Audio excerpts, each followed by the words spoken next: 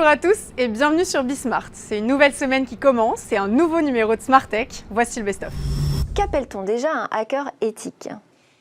Bonjour. Alors, un hacker éthique, c'est un hacker qui va chercher des failles dans un système d'information, mais pour de bonnes intentions. Donc, il va se mettre dans la peau d'un hacker malveillant, mais dans le but de se prémunir des attaques, justement.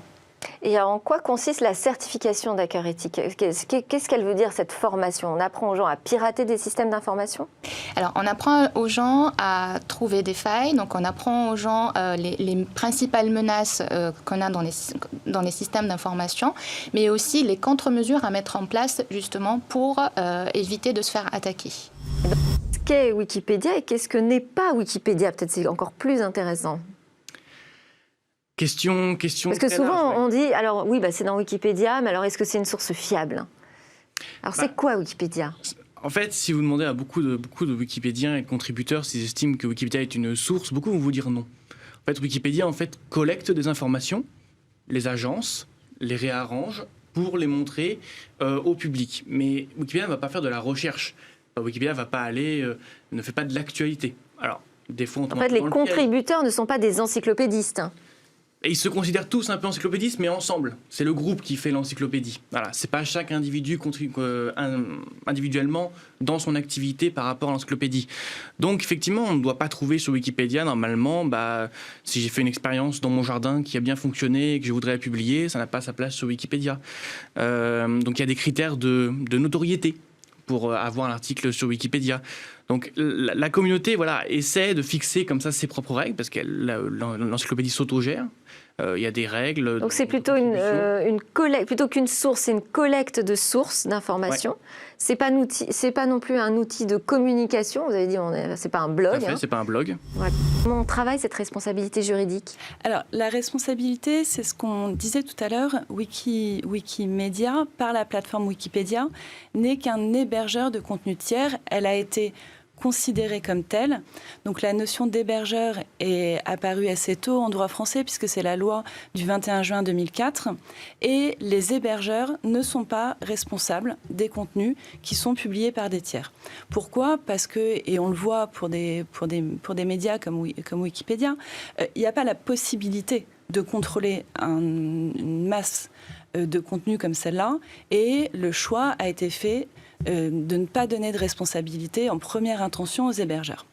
Ils n'ont pas d'obligation non plus générale de surveillance. Donc c'est bien le contributeur qui est responsable du contenu qu'il va publier, qui est responsable quel que soit le niveau de responsabilité. Qu'on soit par exemple qu'il publie un contenu dont il n'est pas l'auteur et pour lequel il n'a pas le droit de le publier, il pourrait être contrefacteur, il sera responsable. Et Wikimedia va conserver les données d'identification. Racontez-nous, expliquez-nous les rôles des contributeurs. Il y a différents types de contributeurs. Tout à fait. Alors, il y a différents rôles, en fait, que chacun s'attribue un petit peu de manière tout à fait volontaire. C'est la base un peu d'un commun numérique. Donc, on va avoir des Wikipédiens qui vont se spécialiser dans la création d'articles, d'autres qui vont se spécialiser dans l'illustration, d'autres dans la vérification de l'orthographe des articles. Donc on a plein de petits rôles comme ça. Après, il y a des rôles un peu plus officiels, on va dire ça comme ça. C'est notamment le cas des administrateurs de l'encyclopédie. Donc là, ce sont souvent des Wikipédiens et des Wikipédiennes qui ont quelques années d'expérience dans l'encyclopédie, qui en maîtrisent très bien les rouages et les fonctionnements, et qui vont se faire élire par la communauté, c'est une élection, pour avoir certains droits supplémentaires. Ils vont avoir le droit, notamment, par exemple, de protéger certains articles en écriture, pour éviter le vandalisme.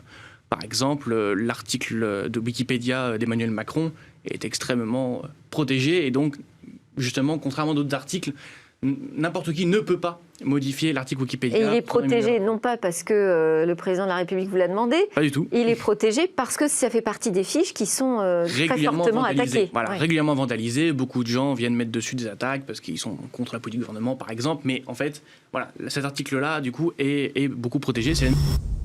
Est-ce qu'il y a beaucoup d'affaires qui arrivent jusqu'à vous, qui touchent justement aux droits de la personne et à Wikipédia ? Alors, il y a beaucoup d'affaires, pas qui arrivent à un niveau judiciaire. C'est-à-dire que quand la Cour de justice de l'Union européenne a rendu son arrêt sur le droit à l'oubli en 2014, une des premières cibles sur Internet de demandeurs, de personnes qui ont voulu exercer leur droit à l'oubli, a été Wikipédia. Donc ça, c'est une réalité.